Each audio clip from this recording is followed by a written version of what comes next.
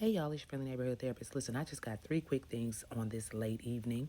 Listen, I'm going to do this in order of what I feel is importance.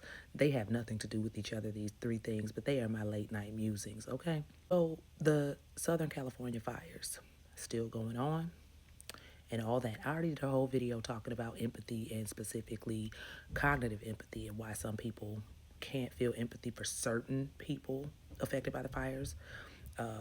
And I broke all that down. So you can go back and watch that. But what I found out today. So as of January 8th and 9th, more than 100 kids remained in juvenile detention centers near the LA fires as the other residents evacuated and fled. They did not evacuate these juvenile detention centers. They were under evacuation warning, but they were not under mandatory evacuation, and nobody went to try to help these juveniles, children, minors, adolescents, kids. 2 juvenile detention centers, Camp Vernon Kilpatrick in Malibu, neighboring the Palisades fire, and Barry J. Nydorf Juvenile Hall in Sylmar by the Hearst fire, had not evacuated their youth despite the rapidly growing fires in the area. Los Angeles Times reporter James Quelly reported Wednesday morning that the facilities house a total of 116 minors. Around noon local time, the LA County Probation Department, which oversees the 2 centers, among other facilities, said they hadn't received orders to evacuate yet. As of writing, and I'm reading something from the 9th, today is the 12th as of now because it's after midnight. As of writing, Nydorf is under an evacuation warning, while Camp Kilpatrick is just outside of the evacuation warning zone. According to Genesis Project, which tracks both evacuation warnings and evacuation orders. While the air quality is poor, precautions are being taken to protect the youth and staff, the probation department said in a statement. We have deployed additional staff to assist with any emergency or possible evacuation. Why haven't y'all evacuated them? I don't understand. See, this is why. This is one of the factors. Let's consider nuance. You want people to feel cognitive empathy for the privileged folks who have been affected by these fires. Again, losing everything in a fire is bad no matter what. But you expect people to feel cognitive empathy for the privileged folks who have been affected by these fires, while over 100 kids have not been evacuated from detention centers. Do you think they don't deserve to be safe because they quote unquote bad kids? Like, I don't understand. You want people to care about the excessively rich while you haven't evacuated juvenile detention centers housing children. Think about that. Point 2, Zendaya and Tom Holland are engaged. I am happy for them. I think that they are a beautiful couple. I really like Zendaya. I always have. Tom is a seemingly cool dude. And I'm happy for them. I'm very happy for them. And from what we all see, he loves him some Zendaya, okay? And I think that every man and woman, or however they identify, is deserving of that type of love, okay? That being said, please stop using their engagement as a talking point to judge, disparage, or be pick-me's, okay?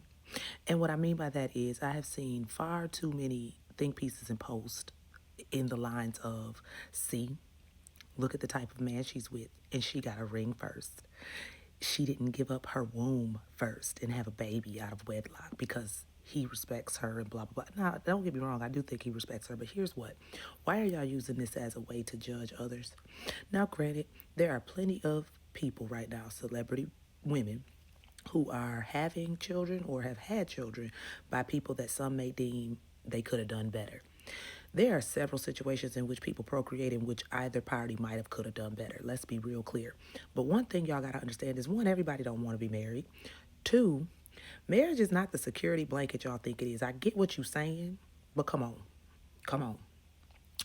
And 3, why are you turning something beautiful into something ugly?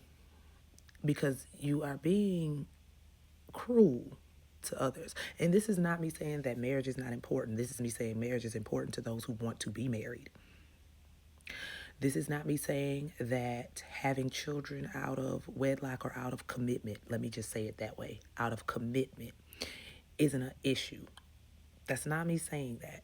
Okay, we all know that ideally, children being raised in a two-parent healthy home is ideal. Notice I said healthy. Pay attention to my words here. But this is to say, that does not mean that any of the women who didn't get a ring first are somehow bad or it's a negative or any of that. Like, why are y'all using this moment to do that? That's just a question I have. And then three, and this is just really a personal thing with me. It is January, and that is the month of 5 out of 9 of the D9 Black Greek Letter Organization's Founders Days. So 5 organizations have Founders Day this month, including my own, Zeta Phi Beta Sorority Incorporated. And what I want to just say real quick is, look, don't start that this month. Don't start with the I'm denouncing my letters because it's demonic. And all. Look, if you are convicted, send your letter in to your national headquarters and go ahead. It's not an airport. You ain't got to announce your departure. Look here. Stop putting your burdens, your bondage, and your shackles on other folks, okay?